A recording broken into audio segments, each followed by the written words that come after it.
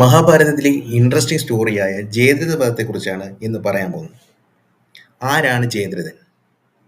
സിന്ധു രാജ്യത്തിലെ രാജാവായിരുന്നു ജയദ്രഥൻ. സിന്ധു രാജ്യം എന്ന് പറയുന്നത് ഇന്ന് പാകിസ്ഥാനിലൊക്കെ ഉള്ള ഒരു രാജ്യമാണ്. പാകിസ്ഥാൻ മേഖലയിലൊക്കെ ഉണ്ടായിരുന്ന ഒരു രാജ്യമാണ് സിന്ധു രാജ്യം എന്ന് പറയുന്നത്.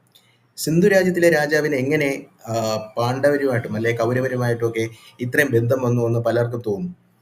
കാരണം കൗരവരുടെ സഹോദരിയായ ഭാനുമതിയെ അഥവാ ദുഷളയെ വിവാഹം ചെയ്തിരുന്നത് സിന്ധു രാജാവായിരുന്നു.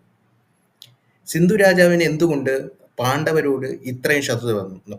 നമ്മൾ ചിന്തിക്കുമ്പോൾ അറിയാം കൗരവർക്ക് ശത്രുതയുണ്ടല്ലോ, അതുകൊണ്ട് തന്നെ സിന്ധു രാജാവിന് ശത്രുത. പക്ഷെ എല്ലാവർക്കും അങ്ങനെ ശത്രുത വരാൻ സാധ്യതയൊന്നുമില്ല. പക്ഷേ സിന്ധു രാജാവിന് പാണ്ഡവരോട് ശത്രുതയൊന്നും, പ്രത്യേകിച്ച് അർജുനനോട്. എന്താണ് അതിനുള്ള കാരണമെന്ന് നമുക്ക് നോക്കാം.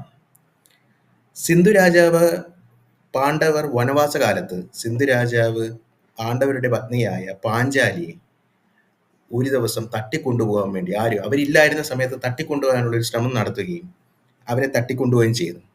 പക്ഷേ അർജുനൻ ഇവനെ പിന്തുടരുകയും ഇവനുമായിട്ട് യുദ്ധം ചെയ്യുകയും അവനെ പാഞ്ചാലിയെ രക്ഷിക്കുകയും ഇവന് കൊടുത്ത ശിക്ഷ എന്ന് വെച്ചാൽ ഇദ്ദേഹത്തിന് കൊടുത്ത ശിക്ഷ ഇദ്ദേഹത്തിൻ്റെ തലമുണ്ടനം ചെയ്ത് വിടുകയാണ് ചെയ്തത്. 4 കുടുമയുണ്ട് വെച്ചിട്ട് ബാക്കി തലമുണ്ടനം ചെയ്ത് വിടുകയും ചെയ്തു.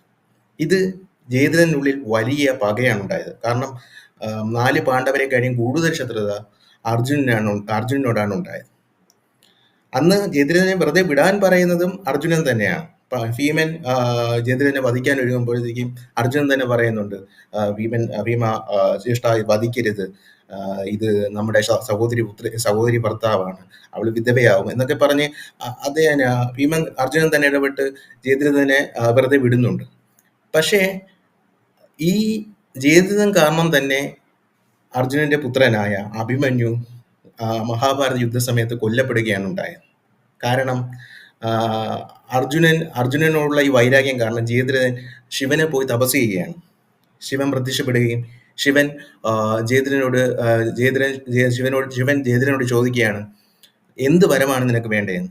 അപ്പൊ ജയദ്രഥൻ ശിവനോട് പറയുകയാണ്, ഭഗവാനെ, എനിക്ക് പഞ്ചപാണ്ഡവരെയും ഒരു ദിവസം അവരുടെ ശക്തിയൊക്കെ കഴിയും കൂടുതൽ ശക്തിയായിട്ട് അവരെ തോൽപ്പിക്കാൻ എനിക്ക് കഴിയണേ എന്നാണ് ശിവനോട് ചോദിക്കുന്നത് പറയുന്നത്. പക്ഷെ ശിവൻ അർജുനനൊഴികെ ബാക്കി എല്ലാവരെയും നിനക്ക് ഒരു ദിവസം പരാജയപ്പെടുത്താൻ കഴിയുമെന്ന് ജയദ്രഥനോട് പറയുകയും അങ്ങനെ യുദ്ധത്തിന്റെ